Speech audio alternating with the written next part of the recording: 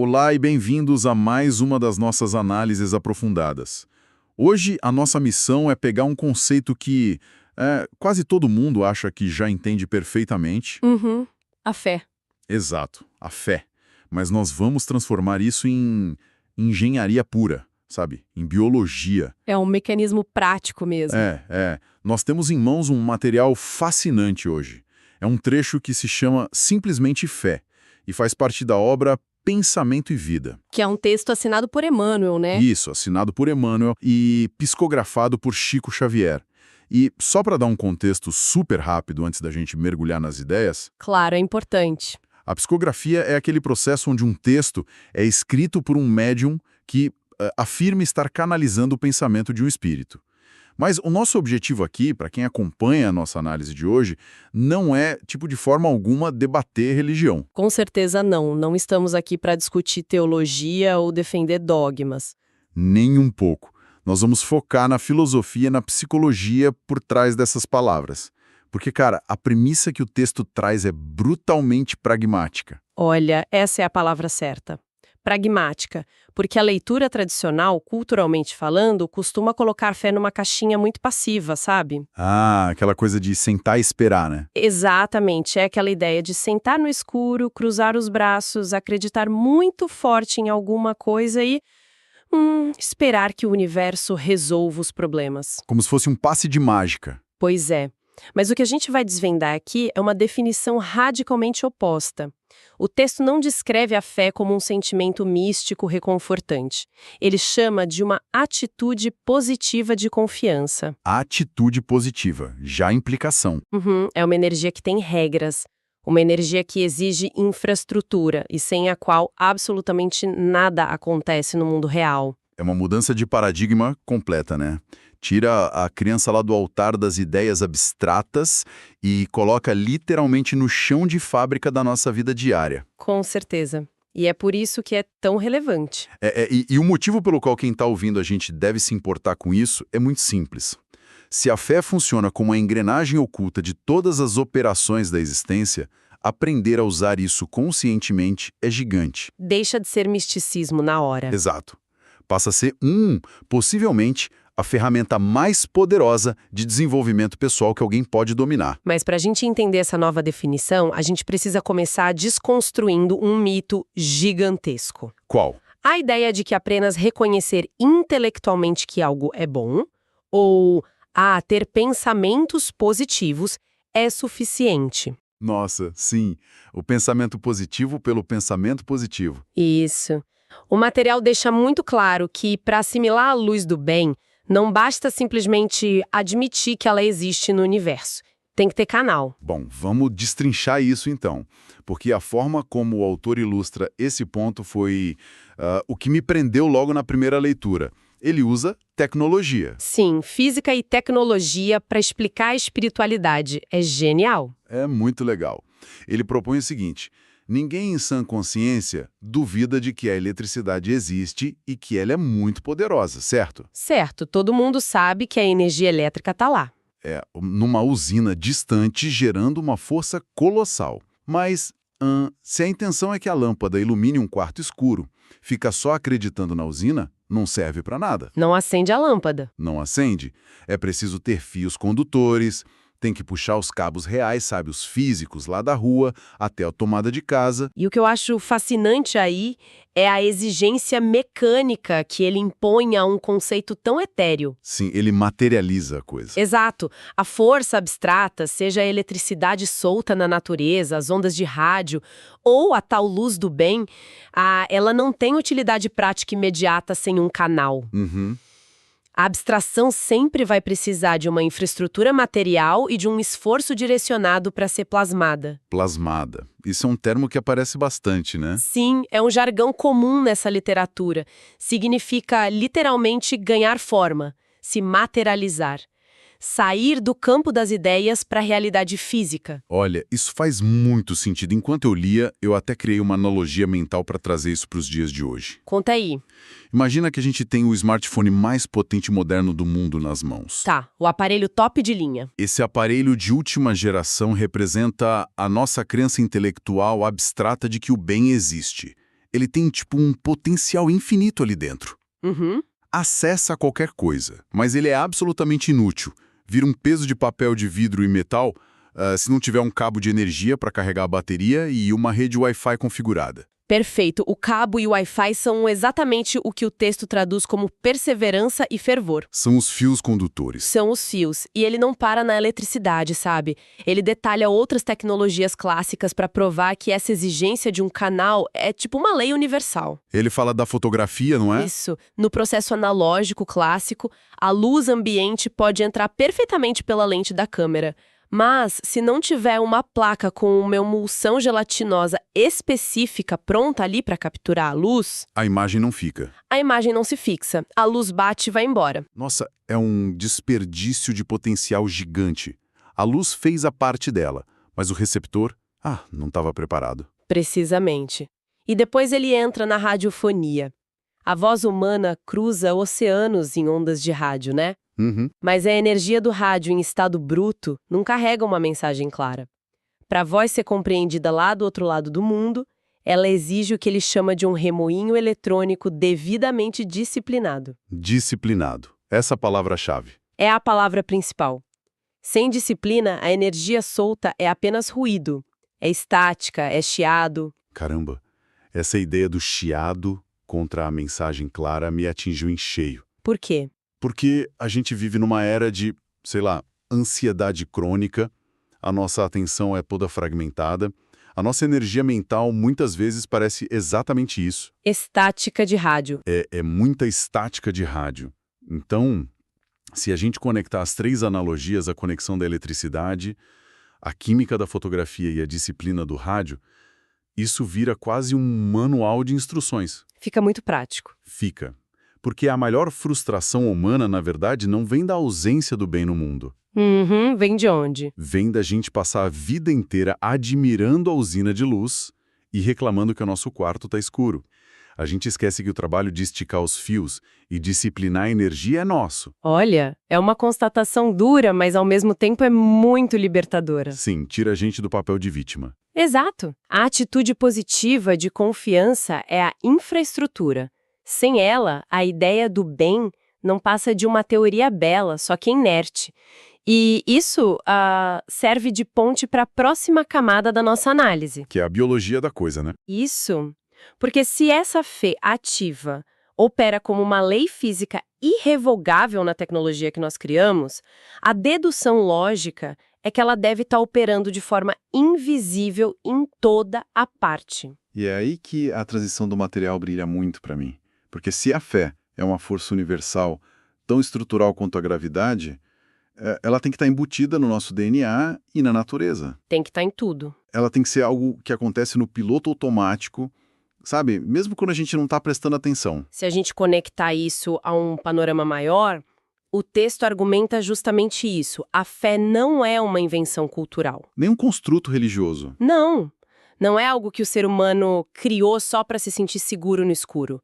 Ela é uma certeza instintiva que nasce com a própria vida. E ele dá exemplos incríveis disso na natureza, né? Silenciosos dessa força. Por exemplo, o cristal fraturado, que por atração molecular consegue se recompor com o tempo. Nossa, sim. Ou a árvore que sofre uma mutilação. Ela tem um galho decepado, ela não paralisa em choque. Ela se entrega às leis de renovação e volta a brotar. Ele também fala do campo árido, né? O campo que confia no vigor da primavera para voltar a dar flores, né? E do rio que flui por quilômetros. O rio é lindo. O rio que confia na realidade da fonte dele para continuar correndo largo e profundo sem secar. Tudo na natureza demonstra uma continuidade garantida por essa energia. A árvore não tem crise de ansiedade duvidando da própria seiva, sabem? Uhum. O rio não interrompe o curso com medo de que a fonte sumiu de repente. A natureza simplesmente exerce a confiança. Mas, olha, eu tenho que ser honesto aqui, eu travei um pouco na parte seguinte. Na parte do corpo humano. Sim, nessa mesma. Porque o texto traz essa lógica toda para dentro da gente e faz uma afirmação muito peculiar. Que sentar para comer é um ato de fé. Isso. Ele diz que comer um prato de comida é um espontâneo ato de fé. Eu li e pensei, peraí, Chamar a digestão de fé não é dar uma forçada de barra gigante. É o que parece no primeiro momento, né? Sim, porque, poxa, isso não é só um processo biológico autônomo, a gente não controla o estômago. Como que a gente vai chamar um movimento involuntário de crença? Essa é a objeção mais natural. Mas vamos olhar para a definição de fé que o texto construiu até agora. É uma atitude de entrega e confiança num processo invisível. Ok, entrega ao invisível. Quando uma pessoa ingere um alimento, ela está literalmente delegando a manutenção da vida dela a vísceras abdominais que ela nunca nem viu. Caramba! Nunca tinha pensado por esse ângulo. Pois é. A pessoa não manda um comando consciente para o pâncreas liberar a insulina ou para o intestino absorver a vitamina X ou Y. Verdade, a gente só engole e espera o melhor. A gente mastiga, engole e confia cegamente que esse sistema complexo, que está no escuro e totalmente fora do nosso controle consciente, vai fazer o trabalho de sustentar a nossa existência. Nossa. Do ponto de vista mecânico e psicológico que ele propõe, não existe ato de fé maior do que delegar a sobrevivência a um sistema invisível. Colocando dessa forma, a nossa ilusão de controle cai por terra completamente. Cai mesmo. A biologia passa a ser a materialização dessa confiança. Nós somos literalmente programados para confiar no escuro desde que a gente nasce. E a genialidade não para aí. O texto extrapola o corpo humano e joga isso para a sociedade como um todo. Sim, ele entra na sociologia. Ele menciona que o êxito de qualquer experiência social é resultado direto da fé que a comunidade tem na ordem. Tudo se apoia nisso. O dinheiro na sua conta do banco é só uma convenção sustentada por confiança coletiva. Exato. Pensa no trânsito, por exemplo. O trânsito de uma grande cidade. Quando a gente sai de carro de manhã, a gente está exercendo uma fé colossal de que o motorista de um caminhão, vindo na direção oposta a 100 por hora... Nossa, dá até aflição. Dá.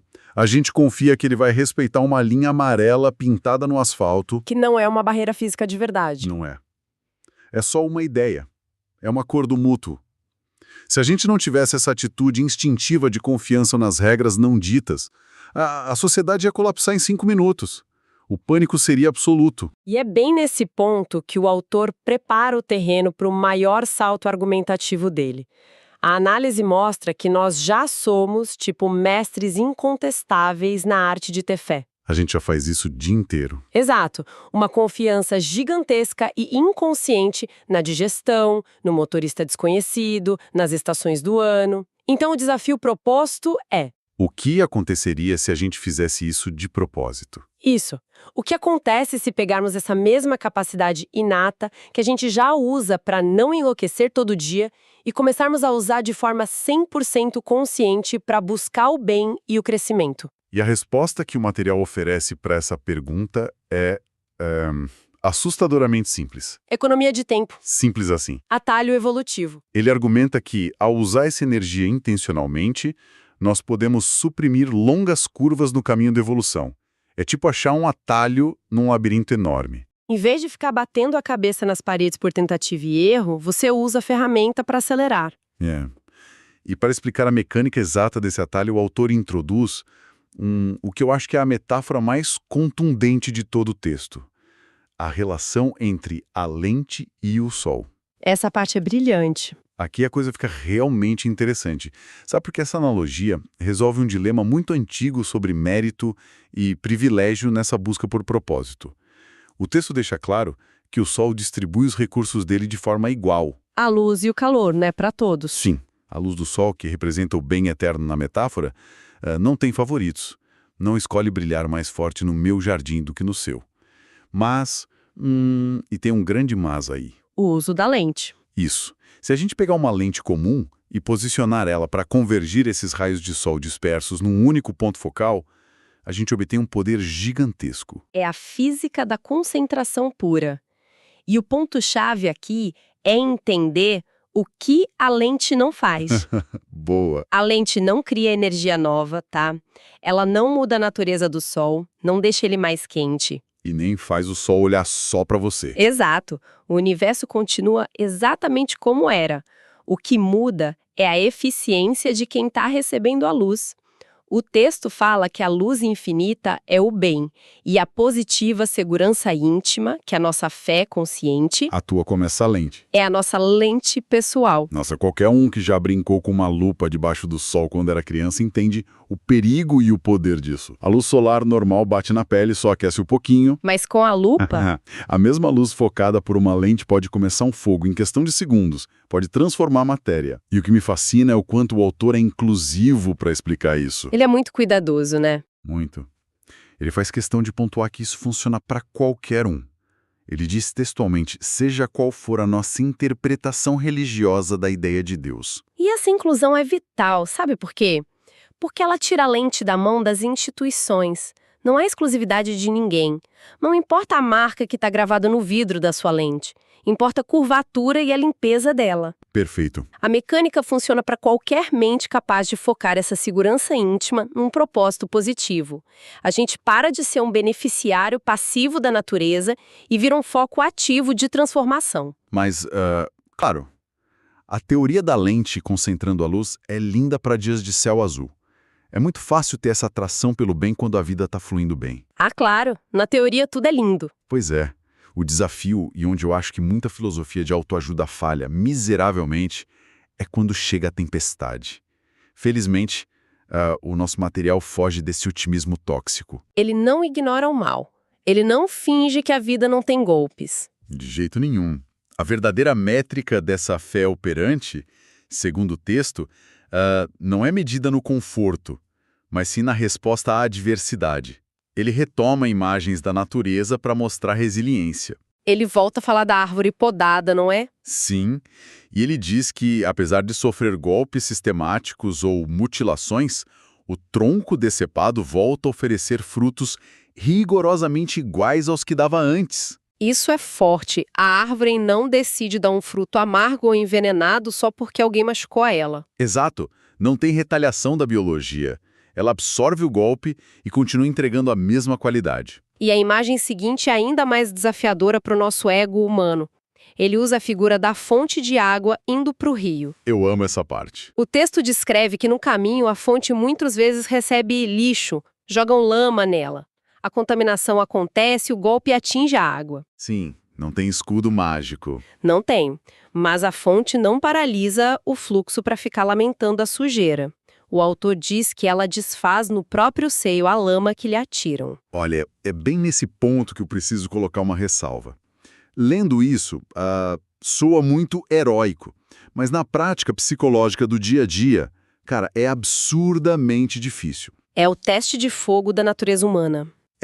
Como que um ser humano comum consegue, na prática, dissolver a lama das traições, das perdas, sem virar uma pessoa cínica? Sem se contaminar de vez. Isso, como manter a água limpa quando jogam sujeira o tempo todo? Porque a tendência natural da gente é revidar ou se isolar completamente. Essa é a grande questão e acaba sendo o clímax de toda a filosofia do texto.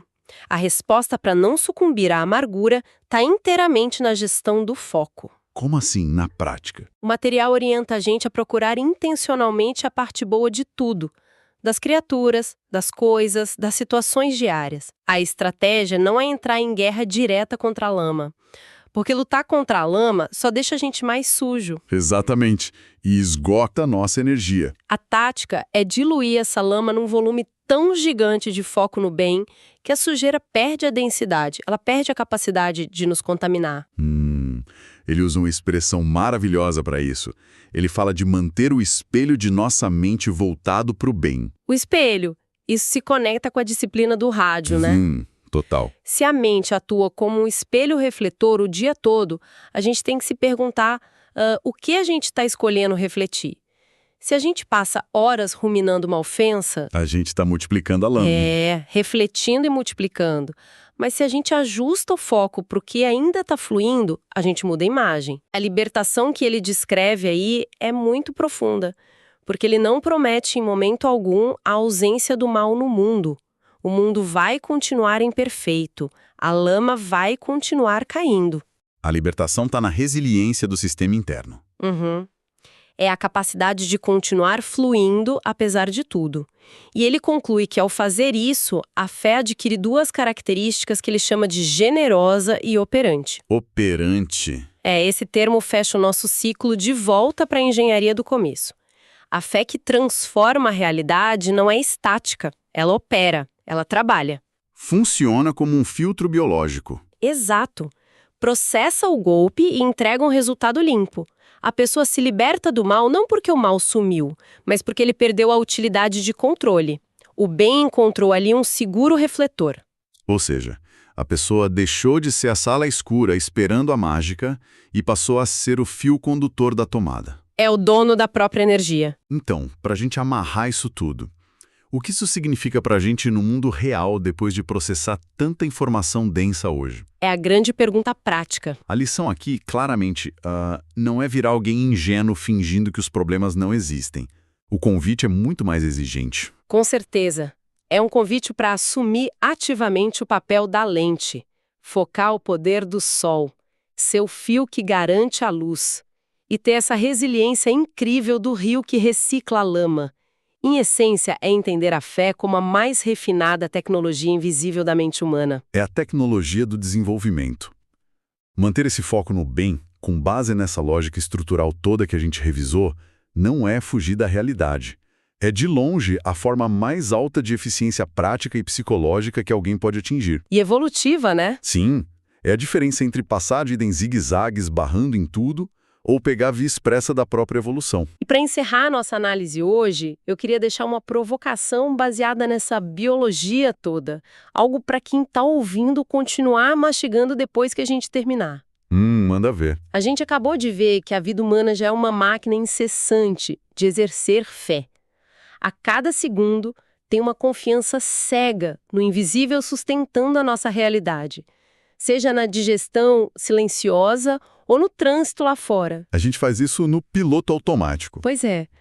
Sendo a natureza humana tão predisposta e tão dependente desse fluxo invisível cooperativo, cabe a gente se perguntar se grande parte da exaustão e da ansiedade modernas não é só um esquecimento crônico. Um esquecimento de quê? Um esquecimento coletivo de que o universo já está, neste exato milissegundo, sustentando a nossa existência através de milhões de atos silenciosos de fé que deram certo e que continuam dando certo o tempo todo. Caramba!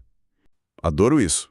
E se as mentes individuais operam como lentes capazes de concentrar essa força, o que aconteceria com a rede elétrica coletiva da humanidade se grupos imensos de pessoas decidissem simultaneamente e com disciplina ferrenha alinhar as suas lentes para um único objetivo comum? Nossa. Imagina se, no meio de grandes crises globais, o fluxo de milhares ou milhões de consciências operasse focado inteiramente na resolução, recusando totalmente da energia para retaliação.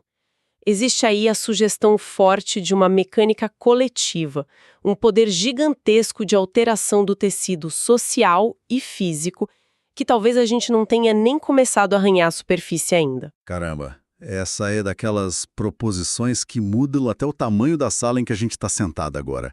Se o ajuste fino do foco mental de uma única pessoa já consegue alterar toda a trajetória imediata dela, imaginar milhões de lentes sincronizadas, amplificando o mesmo raio de luz, é um horizonte impressionante demais. É muito poderoso.